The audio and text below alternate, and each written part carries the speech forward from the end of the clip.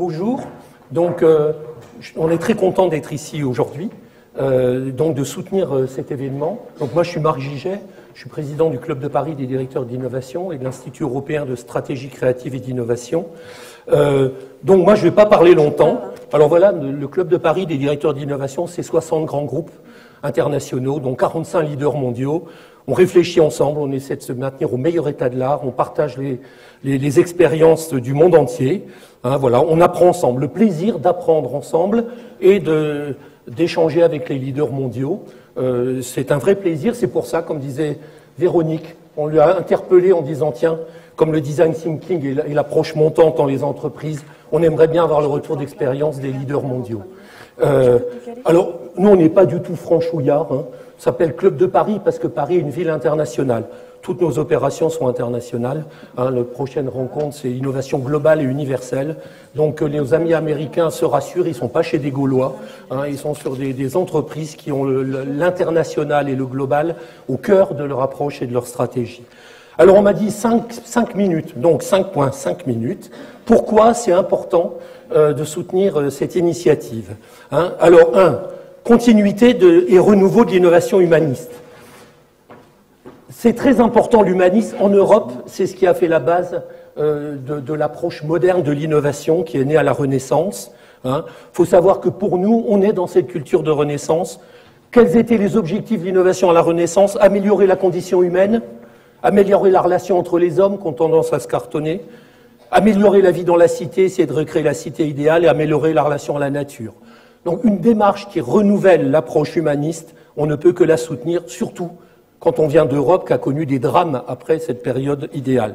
Voilà, c'est notre approche idéale de l'innovation, faire converger tout pour améliorer la condition humaine.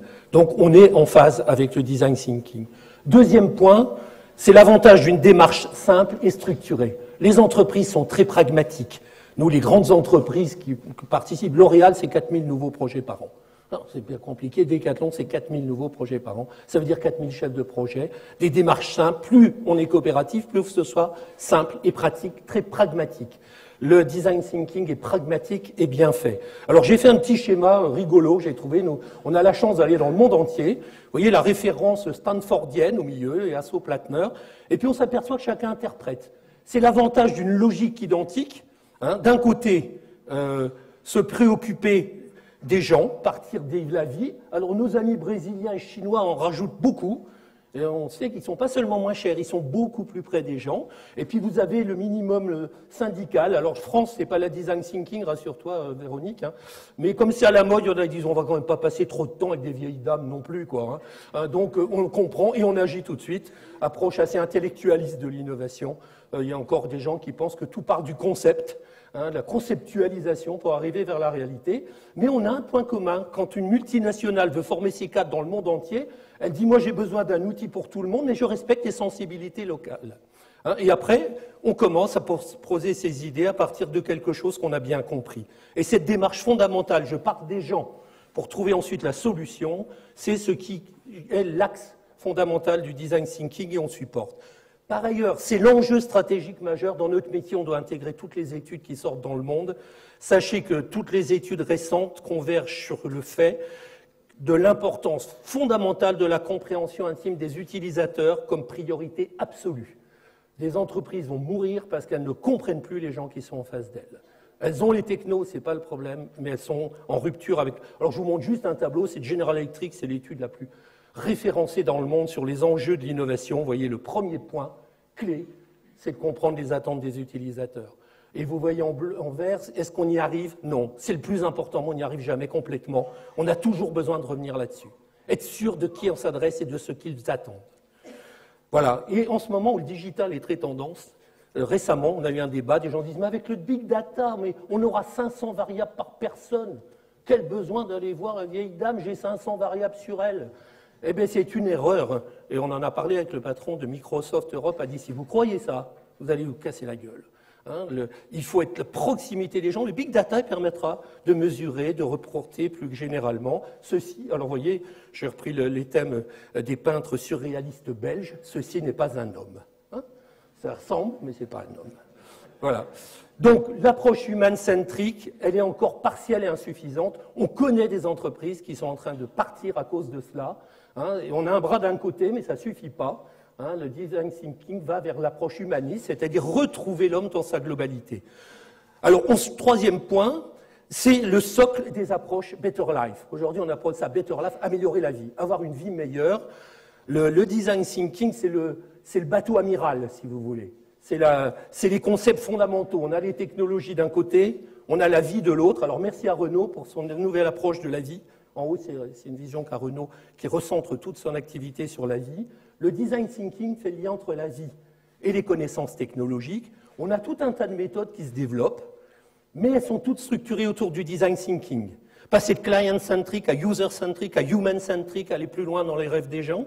Hein. Aussi de l'innovation d'expérience, être plus proche de la réalité. Au cœur, on a quelque chose qui fonctionne depuis une quinzaine d'années, qui est structuré dans le monde.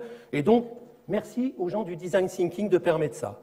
Quatrième point, c'est une excellente formation. Je le dis aux étudiants, nous on est proche des grandes entreprises, on forme 10 000 cadres de grandes entreprises par an dans le monde. On a impérativement besoin de ce genre de formation. Alors, il y a plein de raisons, les gens développeront, mais il y en a deux qui sont clés. C'est une formation qui va à proximité des gens. Là, avant, je vous ai montré, c'est en fait un lycée brésilien, moi j'enseigne beaucoup au Brésil, qui a adopté l'approche design thinking. Avant de faire quelque chose pour les favelas, on va dans les favelas, on discute, on a des élèves qui sont des favelas. Avant de faire quelque chose, vous voyez le petit enfant, c'est une maladie qui fait que des petits Indiens restent tout petits toute leur vie, on va vers eux, on travaille avec eux, avec les vieilles dames. Donc aller sur le terrain, c'est fondamental, tout le monde le dit, personne ne le fait complètement. Hein, aller réellement partir de la réalité profonde. Hein, voilà, j'ai beaucoup aimé le programme du Design Council à Londres, concevoir pour la dignité des patients. Ça, c'est vraiment un besoin actuel. Hein. Il faut aller jusque-là. Alors, vous voyez, l'expérience, nous, on est européens, Camus vous dit, on ne peut pas expérimenter l'expérience, on doit la subir. Hein. C'est-à-dire que si on ne la vit pas, très difficile d'en parler, on parle de la sienne, mais on ne parle pas de celle des gens qui sont devant. Là, je ne vais pas développer complètement, mais Milan Kundera, qui est un très grand écrivain, monte au créneau aujourd'hui. C'est lui qui a dit que le business n'avait que deux éléments clés, le marketing et l'innovation. Hein, c'est pas Tom Peters, les gens ramènent après Tom Peters, on sait tout, même Héraclite, on fait parler Tom Peters, mais non, c'est Kundera. Il vous dit, on a oublié l'être, on a oublié le Lebenswelt, comme disent nos Allemands, revenons impérativement sur le besoin des gens, hein, puisque la société n'est pas satisfaite des innovations actuellement, elle trouve que ça n'améliore pas réellement sa vie. Donc repartir de la vie, et le deuxième grand atout de ce qui a été fait par le ME310, c'est que c'est réellement international. On parle de formation internationale, on va dans beaucoup d'universités, on dit oui mais c'est international, ils vont 6 mois à l'université de Caroline du Sud, ils parlent mieux anglais, c'est bien, ça suffit pas. Ça suffit pas. International, ça veut dire qu'on échange nos expériences. ME310, c'est un très beau bébé parce que on est aussi bien en Australie, les Australiens sont là, c'est en Californie, c'est au Japon, c'est en Corée, c'est en Afrique, et il y a échange. Rarissime des formations qui sont vraiment internationales.